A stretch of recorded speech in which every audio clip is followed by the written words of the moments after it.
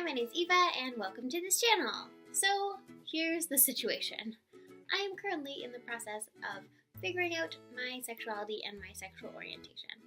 I recently went to a conference and met a really amazing girl, and I like her a whole bunch, but I'm not ready to make a full coming out video. I thought that this week I would bust some myths about bisexuality that I have been grappling with in my brain recently, in the hopes that either you learn a little bit more about bisexuality, or you, like me, can feel validated in your orientation, or it can get you a little bit fired up and you can spread this video so that less people have these ideas about bisexuality. So let's do it. So a lot of the myths that I'm going to be talking about in this video fall under the theme of there is no one bisexual experience. And that is something that one of my friends told me when I was talking to her about my worries and sadness and just like, and I thought I would share it with you because I found it really helpful. So not only does it describe kind of these myths, it also talks about how our intersections overlap with our sexual orientation, your race, where you live, your family, all those things. So there's no one bisexual experience. Now, let's get on to the myths. So the first myth that I want to talk about is the idea that this narrative of, oh, I knew since I was really young, or I knew since I was able to feel attractions towards other people, that kind of idea of coming out and of sexual orientation in general doesn't always fit everybody.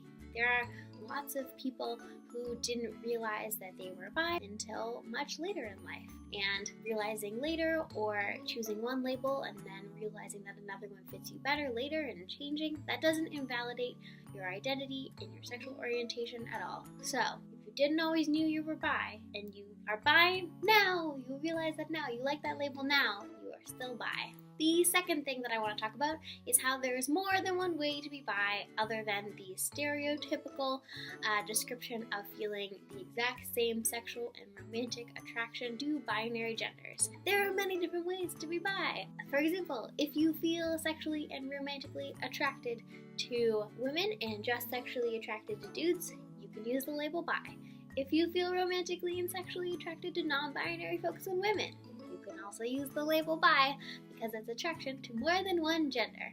The other thing I want to talk about is if your feelings of attraction towards different genders feel different, you can still use the label bi.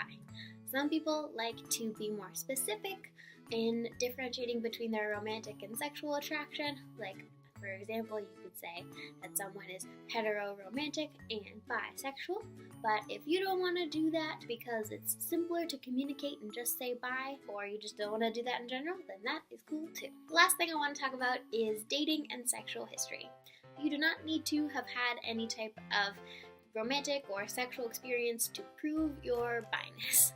And on the flip side, if you are in a relationship that is straight, that does not mean that you are not bi anymore. Some amazing people on the internet that talk about this are Elena Fender and Kirsten Schultz, and I will link them in the description if you ever need a dose of these awesome people are bi and queer, and so am I.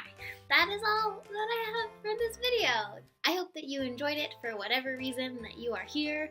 May it be to learn more about bisexuality, or to feel validated in your orientation, or if you found this on the internet because someone was like, check out these bisexuality myths and make sure that you know them so you're not rude to bisexual people. Also, I would just like to thank everybody that has supported me recently. But yeah, it's really meant a lot to me, and I had a really amazing experience at the conference this past weekend. If you want to actually learn more about the content that I learned, I live tweeted all throughout it, so you can find it at SexEdOntario on Twitter. But yeah, that is all from me today. Like this video if you like it. Leave a comment about what videos you want to see from me next. Subscribe if you aren't already, and have a lovely day. I don't have any bisexual things for this thumbnail. Gotta change.